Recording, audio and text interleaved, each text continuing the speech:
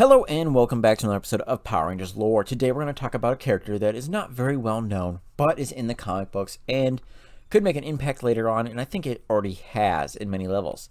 Now, in the comic books, there is a character in the annual 2016 annual number 1, Silverback. Now, who is he?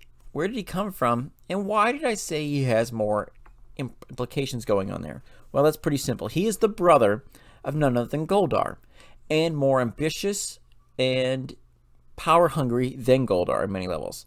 Now, he was the first one wielding the gold sword that Goldar would eventually wield into battle, while Goldar himself wore a war axe, or a Viking-style war axe. It is described in many different levels, and it's really basic-looking compared to his sword.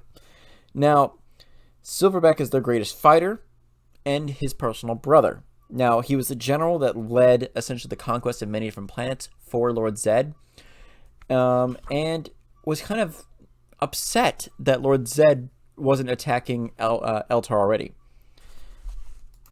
That being said, he's not very politically motivated at all, because he's really open about his disagreements with Lord Zedd's handling of this war going on. And people even call him, "You're very foolish." He goes like, shut up. Basically tell them if they do. He's like, "You don't understand what I'm trying to do. We're warriors. We're not messengers." And it's kind of that's the fall down of most generals. If they don't play politics, they're usually not going to last long. Look at most of Rome. Now, they walk into an audience chamber with Lord Zedd wrapped up, and basically, instead of like bowing, Goldar bows, but you know who doesn't? Well, none other than his brother Silverback, who basically just calls him out and goes like, "I'm not here to go do what you tell me of go across the galaxy to an insignificant planet called Earth and be the general to some crazy witch lady that serves you. Instead, we should be going down and attacking Eltar, destroy their entire planet. But you want me to go out of my way to deal with this crap. I'm your greatest general and you want me to go here?" And Zordon's like, "Don't confuse my plans. If Zordon wins, he's got some other scheme up his hands. He wouldn't abandon Eltar like this if he didn't have a plan. I want him to fail." Basically, and that's when he pulls out his sword, drops it to the ground, and goes like, "I'm gonna look for another guy who will appreciate my skills, Dark Spectre." This ticks off Lord Zedd, who immediately jumps out, reveals that his skin's gone, and blasts none other than Silverback to the ground, leaving him crying out, going, "Goldar, brother, help me!" And Lord Zedd looks at Goldar and goes, "What do we do to the weak?"